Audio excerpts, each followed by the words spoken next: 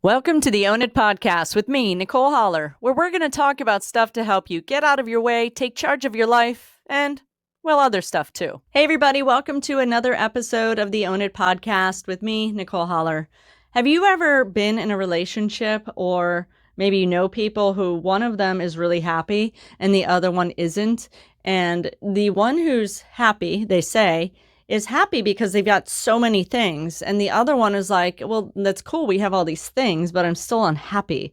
Or maybe you're somebody who feels guilty that you have, you've been successful enough in your life. You have a home, cars, toys, can take trips or whatever, and you can spend a bunch of money and you feel guilty because you still don't feel like happy or content or at peace inside. Well, when I'm coaching people, I call that the path of mastery versus the path of life. And what happens is, especially here in our Western culture, we spend a lot of time figuring out like how to have things. We've got all this technology. You want the newest phone or a nicer car or a bigger house or more or bigger or better. We retail therapy. It's almost a joke. I need to do some retail therapy. I used to do retail therapy years ago. But I was pretty confined with it. And telling you this as a sidebar, I used to have an aquarium, and my retail therapy would be I would redo the aquarium until one day I murdered all my fish by accident. But that's another topic. But I understand retail therapy, right? In that moment, like it brings us joy. You're like, I got something new. I got something that I wanted.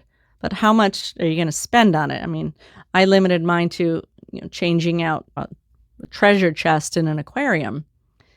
But what that does is it gives us these temporary feelings of joy because inside we just aren't in a place that we feel good or happy or centered or grounded. And in this path of life, which most of us do as Westerners, we try to do things to fill these voids, meaning like have things, buy things. And then at some point, most people get to this place in their career where they're like, you know what, I'm less interested in having so many things. And I want to do more. I want to have more experiences. Maybe they want to travel more or have something that gives them a different type of fulfillment. Maybe they want to volunteer. And then at some point, they may or may not graduate to this place of like, I don't need all this stuff. And I just want to kind of be content where I'm at. They could, all these tiny homes, how many people can live in a 10 by 10 forever? But they've gotten rid of all of the things because they just finally gotten to this place where they're just content in their being, in their existence. So that would be the path of life. We go from this having to doing to being. But the path of mastery is really that our being is the foundation and everything builds on that.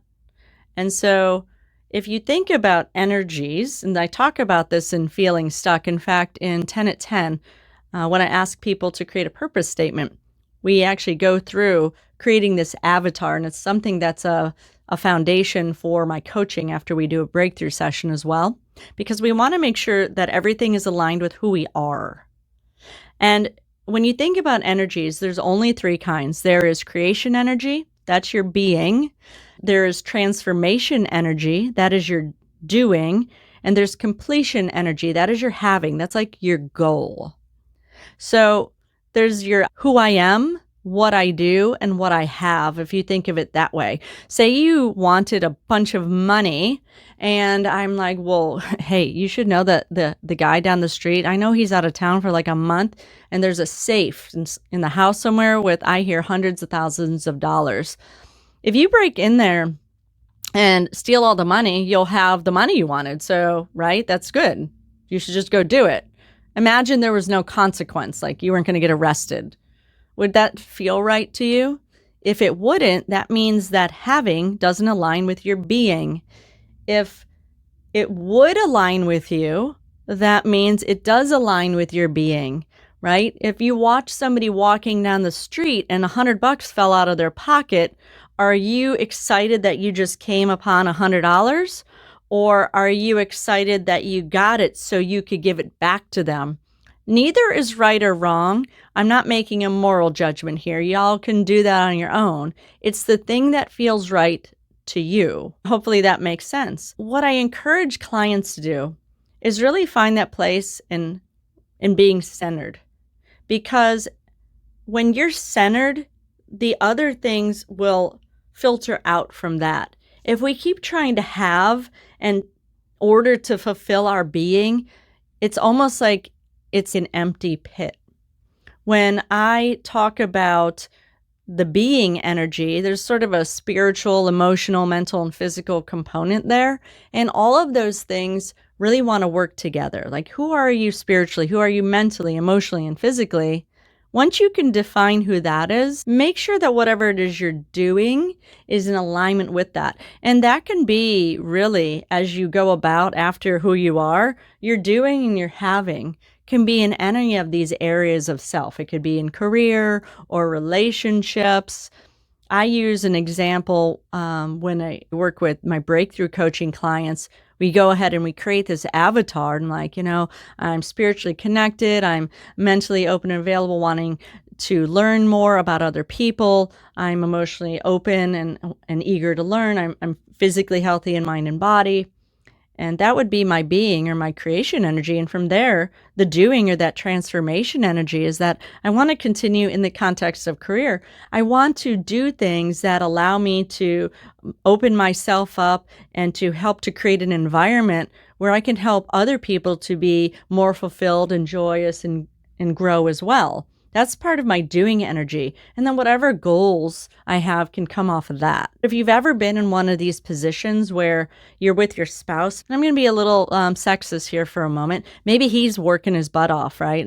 And she's works but doesn't earn as much or whatever. So there's like a different kind of financial power struggle there.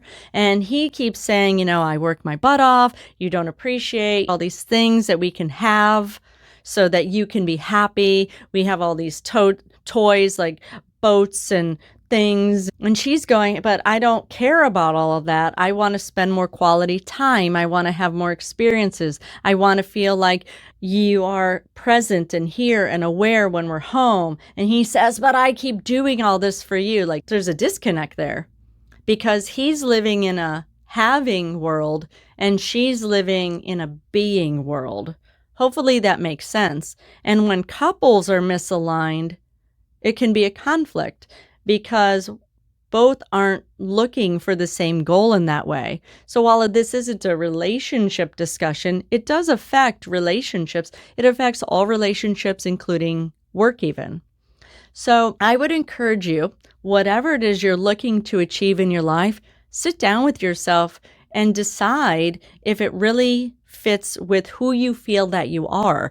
And whoever that is absolutely fine because you are who you are and who you are is great. But make sure whatever it is you're doing aligns with that. And then whatever you have, you'll be okay.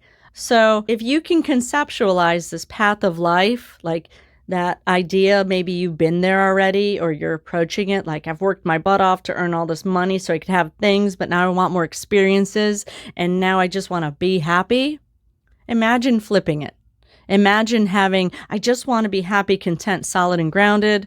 And the things I do come from that. And what I have will work backward and I will be happy, content, grounded. I'm going to leave that today. I'll let you marinate on it. If you like this podcast, go ahead and give it 5 stars. You can also leave a comment. I would love to hear feedback from everyone. You can follow me at Nicole Holler Coaching at most social media handles. And of course, on my website, NicoleHoller.com, where you can learn more about any books I'm writing, book me for speaking events, or suggest a topic or guest. And remember, this is your time.